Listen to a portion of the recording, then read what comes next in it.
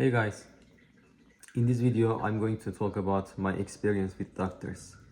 In the previous video I put this as number 5, but I'm going to start with it because this is, in my opinion, one of the least effective, directly, one of the least effective ways of dealing with restless leg syndrome, and that's going to doctors. It is kind of helpful indirectly. I'm going to talk about that too, but directly I was honestly not able to get much help from doctors.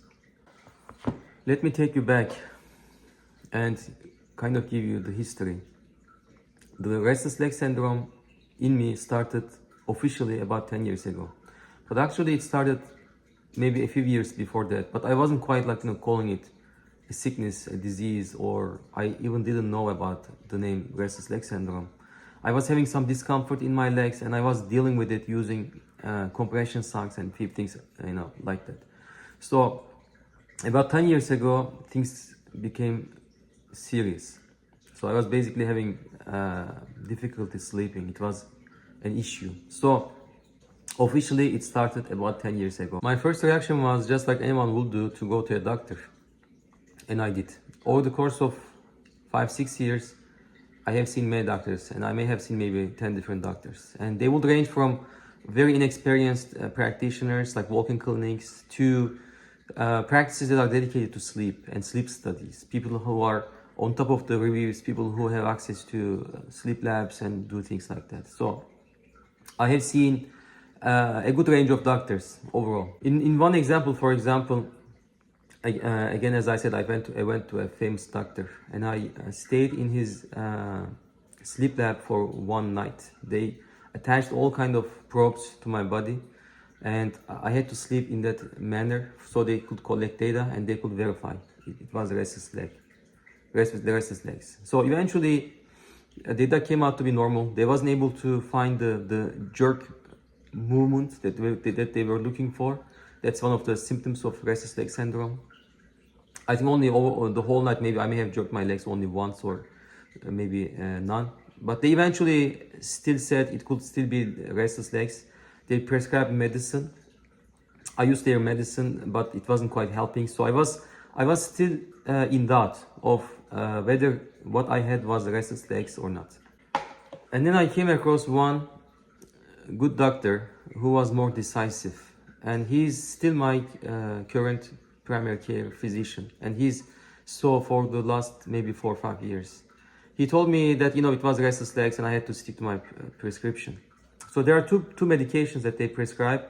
I'm not sure if he kept me on the same medication as the sleep study or he changed me to the other one, but I don't remember. But it kind of worked, and my life became slightly more stable and slightly better. I say slightly because it became better only a little bit, because this prescription wasn't made for the restless legs. It was made for another disease, and the doctors had figured out it was kind of working.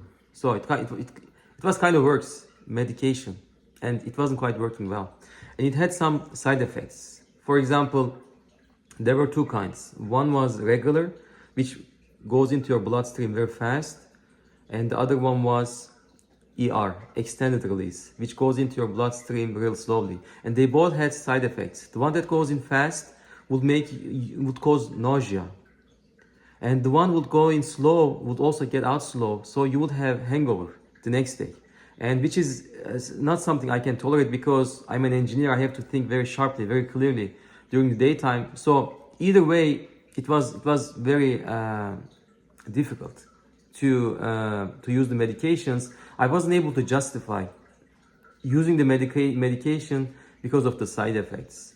I had to sleep. I was using it, but it wasn't giving me more benefits than I could get from just regular over-the-counter painkillers such as ibuprofen. Eventually, I quit using prescription medications several months ago, and it worked for the better.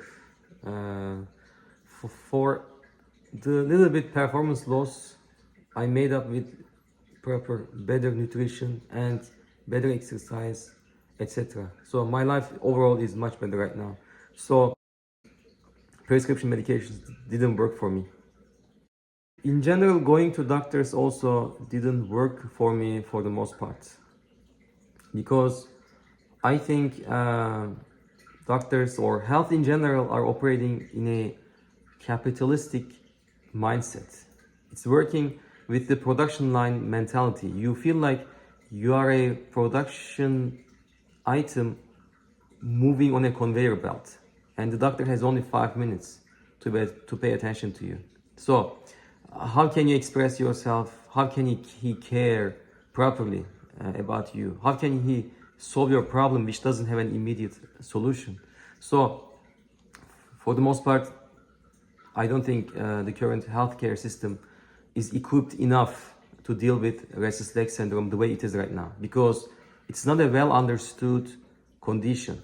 However, if you are able to find a research-based doctor or a research-based institution who are going to listen to you and who are going to take it as a homework, to work on it, to research, to explore, to think about it, then I would strongly encourage you pursuing that opportunity. Nonetheless, I don't want to discourage you from going to doctors, because it has one major, very big advantage, and that is blood work. Every time you go to a doctor, they do blood work, and when you do blood work, you find things that are at extremes, either lower extreme or higher extreme or out of range in your blood. So those are the things that you should really pay attention to, because those are what triggers restless leg syndrome. I'm going to cover triggers in a separate video, so I'm not going deep into that topic right now, but finding triggers by going to a doctor, by doing blood work is very crucial, very essential. It is inevitable. So I would encourage everybody to go to doctors and at the same time do as frequent blood work as possible, so you can monitor the nutrition that's in your body.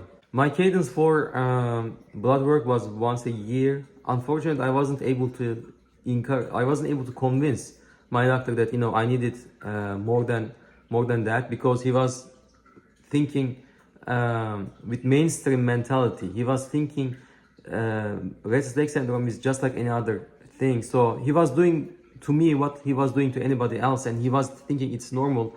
But I don't think that was right. I think people in this condition need to do it more often, maybe 3-4 times a year. One thing I disagreed with my doctor was that he was looking at the results, the blood work results, and he was telling me that this is normal, that is normal, this is normal, that is normal.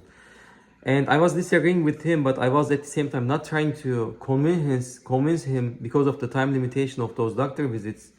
Well, those things might be normal for normal people, but I'm not a normal person. My body is more sensitive than the average person. So what is normal for somebody is obviously not normal to me. That's why I'm having this condition. So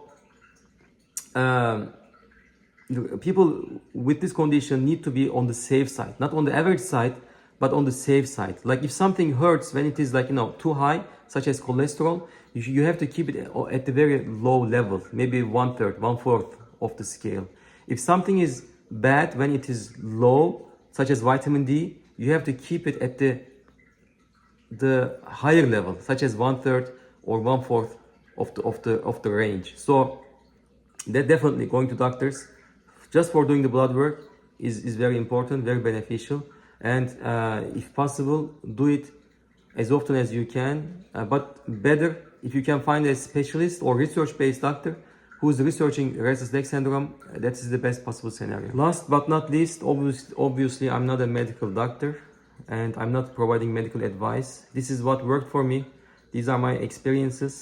It might work for you, it may not work for you.